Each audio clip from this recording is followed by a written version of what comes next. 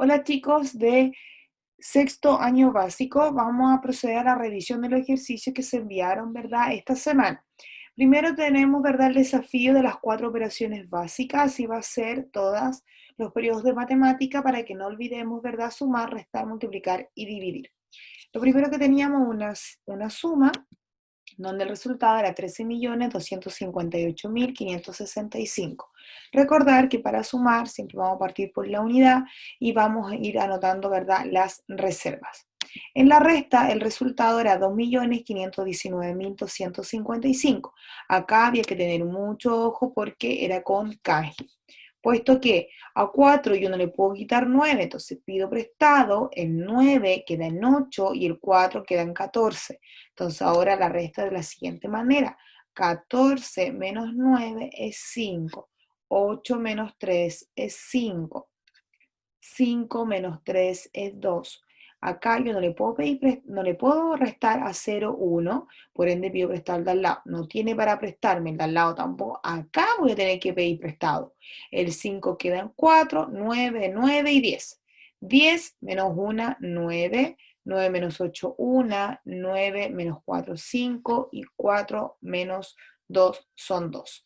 La multiplicación pusimos primero de unas por un dígito, se multiplica, ¿verdad? Primero por la unidad, decena, centena, unidad de mil. 6 por 9 son 54, pongo el 4, reservo 5 acá arriba.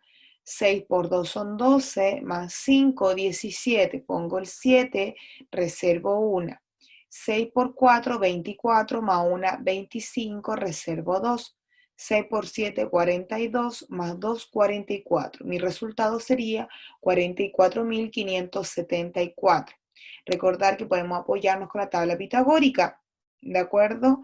Que ustedes, ¿verdad?, ya la han trabajado desde el año anterior. Ahora tenemos una división, acá igual los invito a que puedan, ¿verdad?, el cálculo mental, puesto que al dividir por 2 es lo mismo que calcular la mitad de algo. Entonces, en mi cabeza, el 128 lo puedo dividir en 120 y en 8. La mitad de 120, 60. La mitad de 8, 4. Y 60 más 4 son 64, que sería mi resultado. De igual manera, si lo quiero hacer de la forma tradicional, sería cuántas veces me cabe el 2 en el 1. Como no me cabe, separo dos cifras.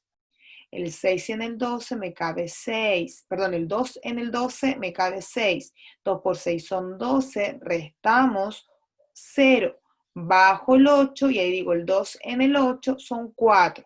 2 por 4, 8. Resto y me da 0. O sea, una división exacta. Luego teníamos esta guía donde teníamos que ver la medida del ángulo X sin transportador, aplicando lo que vimos anteriormente que fue en el video, que eran los ángulos opuestos por el vértice, que son ángulos congruentes, es decir, que tienen la misma medida.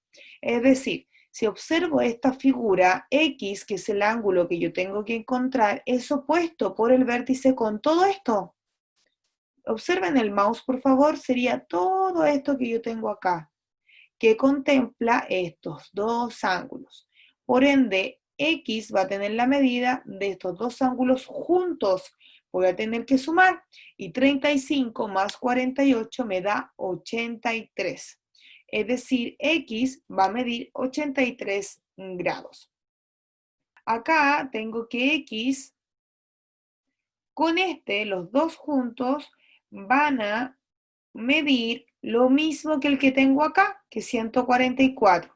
Entonces, 74 es una parte, X es la otra parte y el todo es 144. Entonces, 144 le puedo quitar 74 y nos va a dar la medida de X, ¿verdad? Que ya había salido, que era de 70 grados. Ahora sí, acá X está justo al frente, opuesto por el vértice con el ángulo que ya sabemos su medida, entonces va a ser de 130 grados.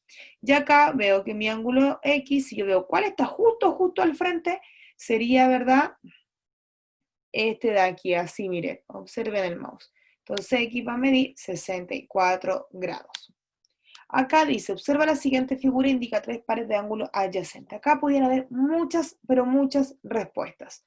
Yo puedo haber puesto que sigan el mouse, que el ángulo 1 es adyacente con el ángulo 2, o que también es adyacente con el ángulo 6, que el ángulo 6 adyacente con el 1 y con el 5, que el 5 adyacente con el 6 y con el 4, que el 4 adyacente con el 5 y con el 3, que el 3 adyacente con el 4 y con el 2, siempre los que están a su lado. Yo elijo dos que están al ladito, que comparten un rayo y esos van a ser adyacentes. Entonces usted podría haber elegido cualquiera de esos pares mientras estén al lado. El 1 con el 2 con el 3 con el 4 con el 5 con el 6 con el 1.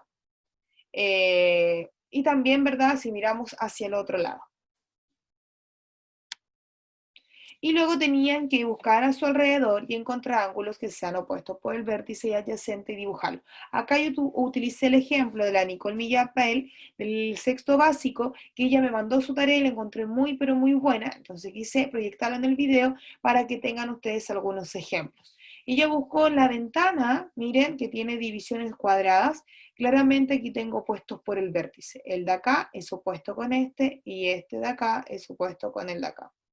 En una silla que seguramente Nicole tenía en su casa, tiene este diseño en su respaldo, donde este ángulo va a ser opuesto por el vértice con el de acá, y este ángulo también va a ser opuesto por el vértice con este de acá.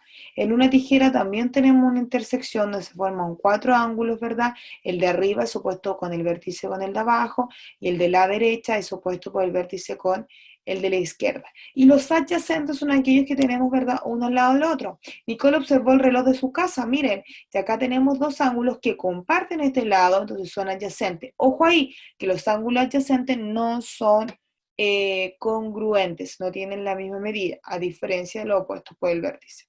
Una flor, ella aquí juntó las tres flores, los tres pétalos, en un punto formando, ¿verdad?, estos ángulos y que son adyacentes, puesto comparten este lado. Y observó, miren, su propia mano, dibujó estas líneas imaginarias que hacen estos ángulos, que serían ángulos adyacentes. Muy bien, Nicole, y me sirvió como ejemplo para el resto de tus compañeros. Bueno, chicos, esto sería lo que vimos de ángulo. La próxima clase vamos a seguir trabajando con otros tipos de ángulos.